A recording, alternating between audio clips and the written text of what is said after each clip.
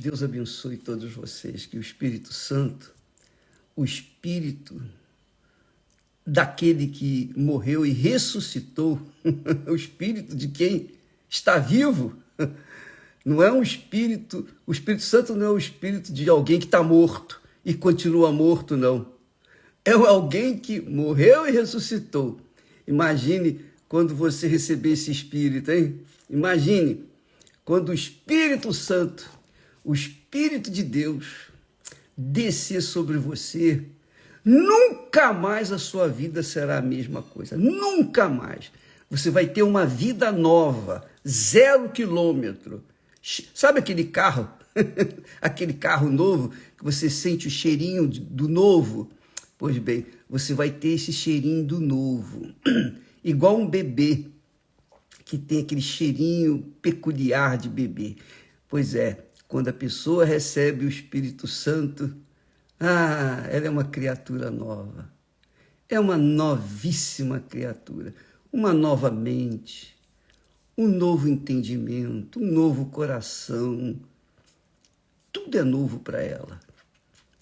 E ela vive intensamente cada momento desta vida. E mais, com a certeza de que está se encaminhando para a eternidade com o Senhor Jesus Cristo. É o reino dos céus. Bem, mas para você ter o Espírito Santo, você tem que pagar um preço, claro. Jesus, para me perdoar, ele teve que morrer. Ele teve que sacrificar a alma dele para me perdoar, para comprar a minha alma.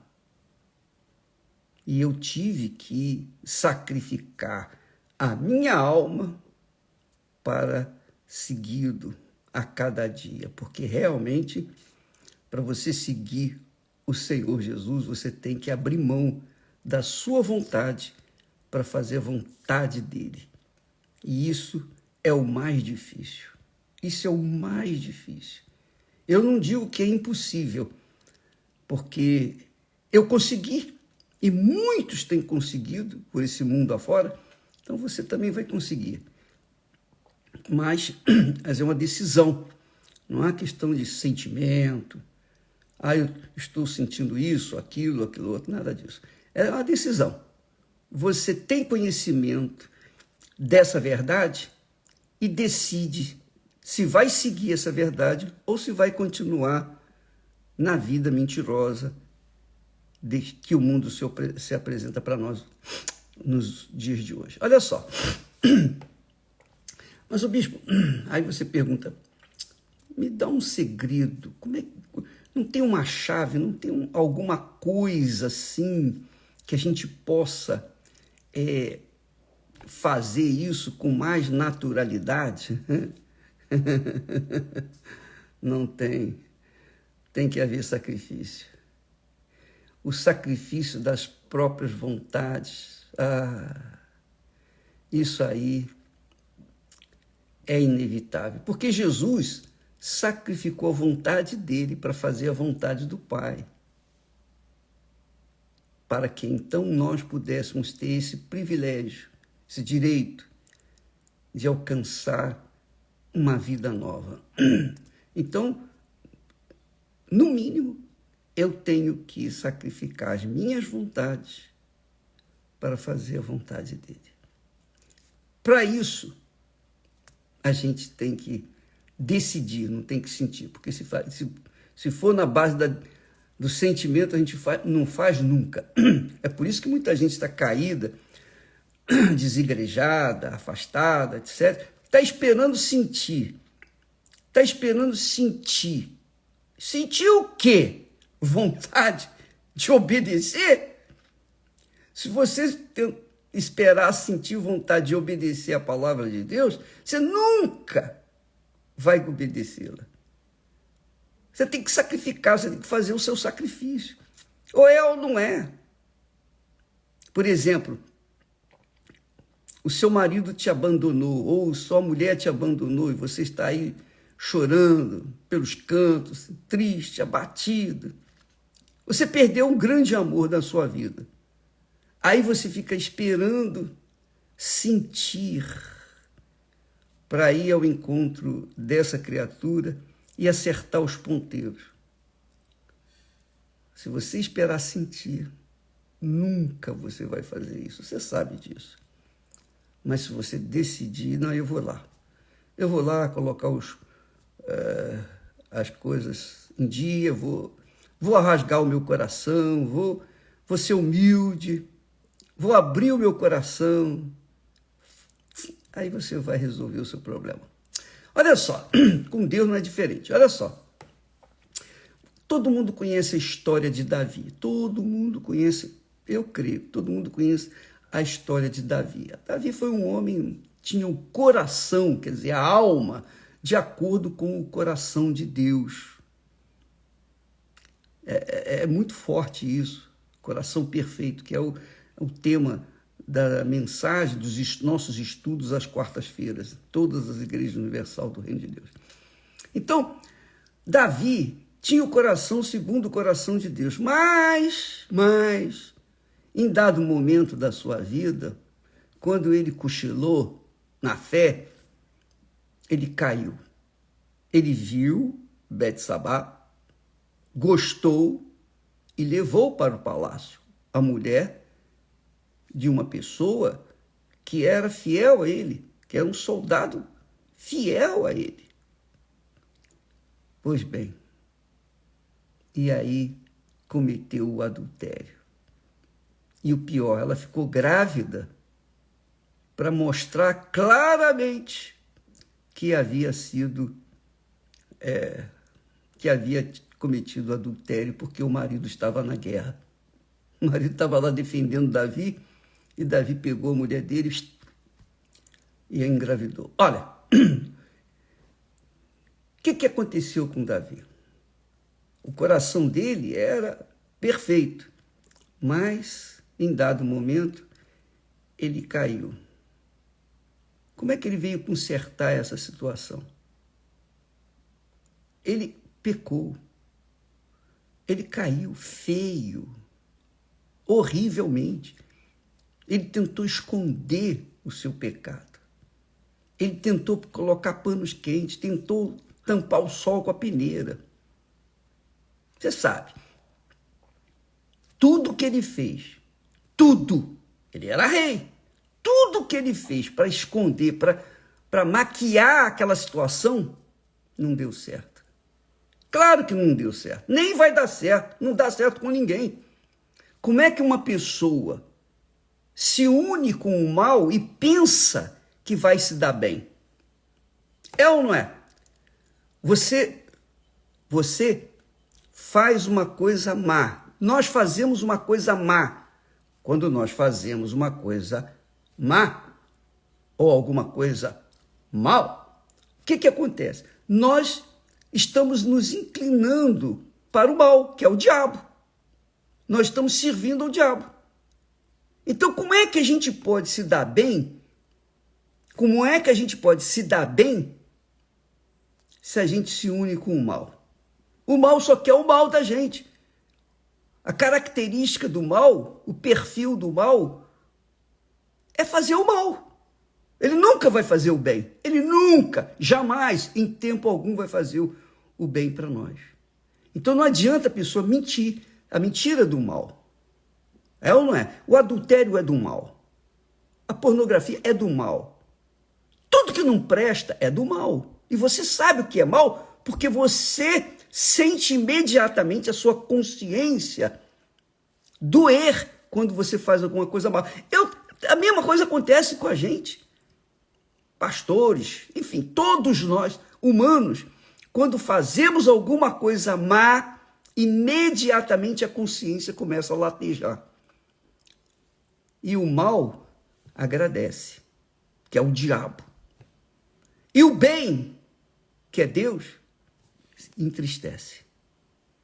Essa é a realidade. Ou você agrada ao bem e se dá bem, ou você agrada ao mal e se dá mal. Isso é claro, isso é lógico. Não precisa crer em Deus para entender isso, não. Você não precisa ser crente religiosa. Você não. É só entender. Quem se une ao mal vai se dar mal. Quem se une ao bem vai se dar bem. Quem se une à mentira vai se arrebentar. Quem se une à verdade vai arrebentar. Isso é uma questão de decisão, não é de sentir. Não é, não é. Então, quando Davi chegou ao auge do sofrimento, da dor, porque o mal ficava ali instigando, sabe, mexendo, sabe aquela ferida que já é dolorida e ficar mexendo naquela ferida ali. Você já pensou como dói? Pois bem, o pecado dói, machuca e dói de forma cruel. Mas dói aonde? Dói no corpo? Não, não é no corpo físico, mas no corpo espiritual, na alma. A alma, que é o coração, que é a alma. Coração, alma, mesma coisa. Olha só o que Davi ensina para a gente. Aliás, a Bíblia, o texto sagrado, ensina para a gente. Davi diz na sua oração simples, mas poderosa. Ele disse assim: Senhor, tem piedade de mim. Tem piedade de mim. Sara a minha alma, porque pequei contra ti. Que quer dizer, o pecado é contra a alma, é contra Deus. É contra Deus e é contra a própria alma. O pecado é um vírus que não há quem possa detectar esse vírus, a não ser a própria alma e Deus. E o bem, ou melhor, o mal sabe também que aquela criatura fez a vontade dele. O mal sabe que a pessoa está má, está sofrendo, e gosta, e ri, e dá pulo de alegria. O bem, que é Deus, sofre, porque aquela criatura que era a imagem dele, de Deus, agora está associada com o mal. Então Davi identifica logo que esse vírus desgraçado da alma, que atinge a alma, que faz a alma doente, que faz a alma enferma, faz a alma sofrer, esse vírus chama-se pecado. Então, ó Deus, só o perdão de Deus, só o perdão de Deus faz curar essa alma. Não tem outro jeito, não tem médico, não tem psiquiatra, analista, não tem ninguém, não tem máquina, não tem ciência que possa ajudar a pessoa a curar sua alma. Só Deus. Mas para curar a alma, a pessoa tem que reconhecer o seu pecado. Ela tem que reconhecer. Pequei, Senhor. Pequei. Eu errei. Eu confesso, eu errei. Fui eu que errei. Então você tem um problema com a sua mulher, seu marido, e ele saiu de casa por causa de um problema entre vocês dois, ou vice-versa. Por que não reconhecer? Chegar para ela ou para ele e falar: olha, eu errei. Eu confesso, eu reconheço que eu errei. E eu peço até ajuda. Me ajuda.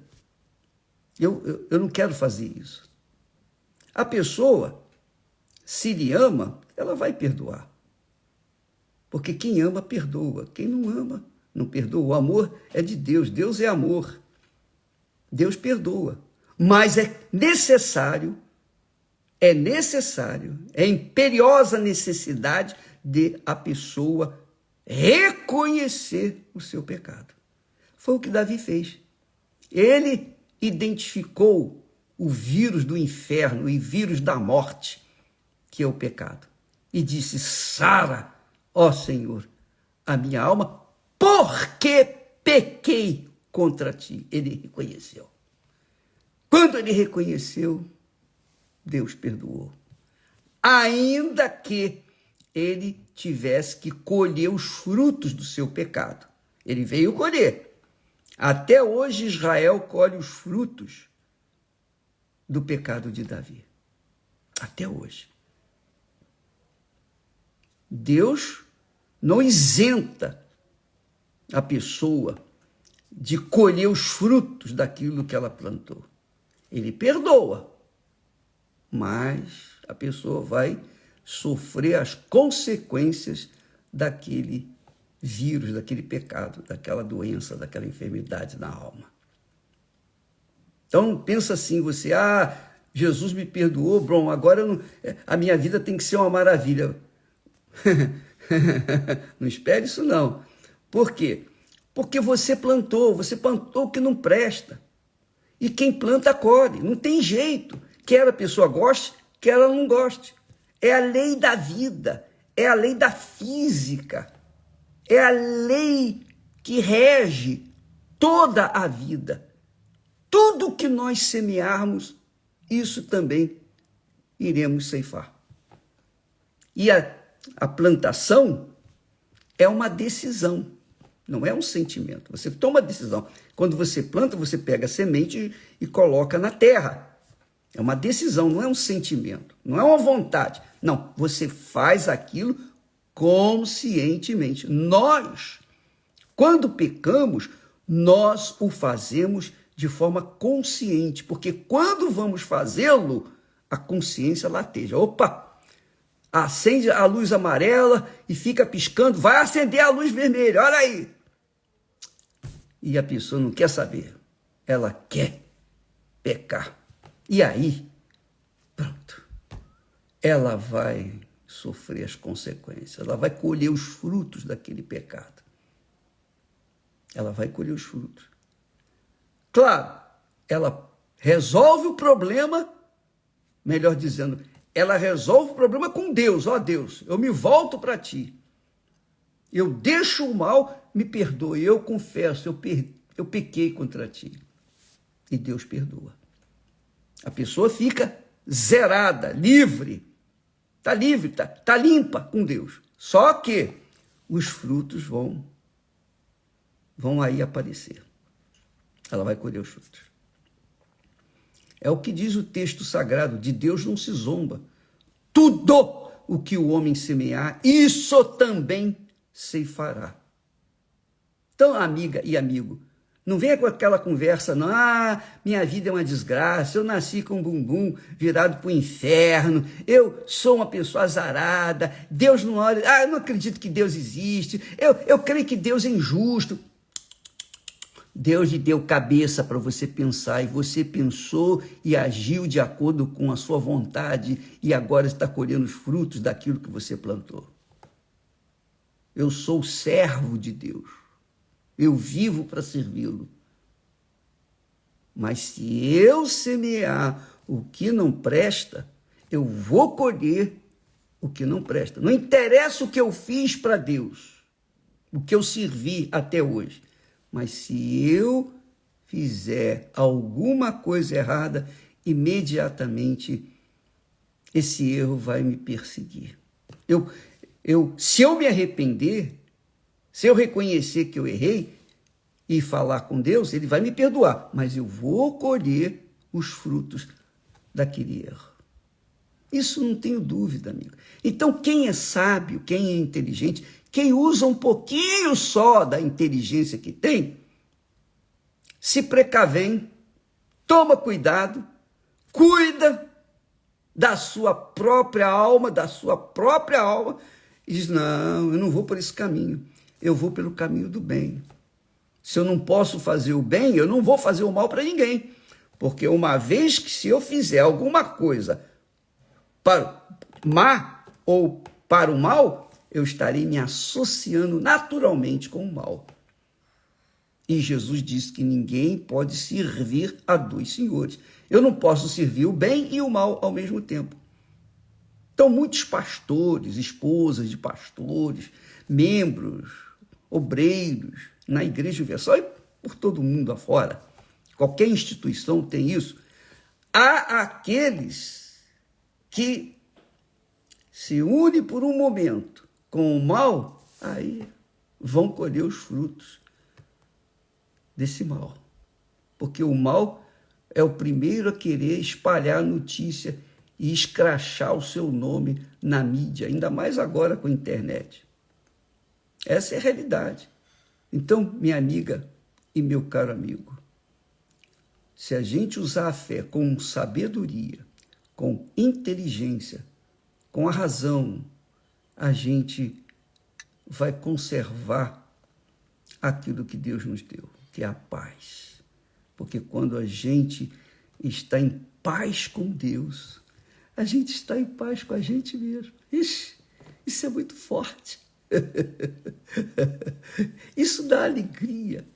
Se você não tem nada o que temer, é porque o mal não tem nada contra você. O mal está irado, porque você está servindo somente o bem. E o bem garante paz. Amiga e amigo, resumindo, o vírus da morte chama-se pecado. E esse vírus não pega no corpo físico, é na alma, é no coração. Se você quiser curar o seu coração, só a fé no Senhor Jesus Cristo, na sua palavra, fé prática, obediência à palavra dele, é que vai fazer isso possível. Volte-se para ele, converse com ele, qualquer que seja o lugar, na prisão, no hospital, no sanatório, qualquer que seja o lugar, em casa, no trabalho, debaixo do viaduto, não interessa. Você tem uma alma e ela é preciosa. E Deus quer salvá-la. Mas você tem que reconhecer e dizer: Senhor, tem piedade de mim, me perdoe. Porque eu pequei contra ti. Não coloca a culpa em ninguém, não. Ah, foi aquela mulher que tirou meu marido de casa, fulano fez isso, fulano fez trabalho para mim, fez bruxaria. Pode fazer o que quiser. Quem quiser fazer trabalho, bruxaria, feitiçaria, magia, pode fazer o que quiser. Pode. Todos os macumbeiros, todos os bruxos da face da terra, pode fazer o trabalho que quiser. Nunca vão me atingir. Por quê? Porque o meu Senhor me protege. Ele protege aqueles que estão ligados com Ele, casados com Ele, aliados com Ele, que o servem. E quem está servindo ao bem jamais será tocado pelo mal. Agora, quem serve ao mal, obrigatoriamente vai colher os frutos desse serviço, dessa servidão. E aí, para consertar isso, só o Senhor Jesus Cristo. Ele veio para salvar você. Ele quer salvá-lo. Não importa o grau de pecado que você cometeu. Deus muda essa situação. Agora, basta você se voltar para Ele. Ele se voltará para você. É o que Ele diz. É o que Ele promete. Tornai-vos para mim e eu me tornarei para vós outros. O que quer dizer? Se você se torna para mim, que é uma decisão, eu vou me tornar para você. Eu vou lhe atender. Se você não se torna para mim, eu não vou fazer nada. Não adianta acender vela, fazer missa, fazer corrente, ir na igreja. Não, você tem que se voltar para Ele. Porque o vírus do pecado, o vírus do inferno, o vírus do pecado é a morte. E é o que Ele diz, Deus fala. Ele diz assim: o que pecar contra mim violentará a sua própria alma. O que pecar contra mim violentará a sua própria alma. E todos os que me odeiam amam a morte. Quem não serve a Deus, serve o diabo. E quem serve o diabo, serve à morte. Amanhã estaremos falando mais a respeito. Deus abençoe a todos e não se esqueça que amanhã, penúltimo dia do jejum de Daniel, nós temos o filme Nefários, que estará no Univer. Você pode entrar e assistir esse vídeo. Vale a pena você assistir esse filme, e você pode assisti-lo tantas vezes quanto você quiser lá no Univer. E você vai ver qual é o modus operandi de Satanás para destruir a alma. Você vai ver como o diabo trabalha. Como o diabo trabalha. É muito forte esse filme. Eu vou dizer para vocês uma coisa. Eu assisti e gostei imensamente, porque escancara a verdade que tem sido oculta ao mundo. Vale a pena você assistir, para você se precaver também. Deus abençoe e até amanhã. E fiquem na paz. Graças a Deus.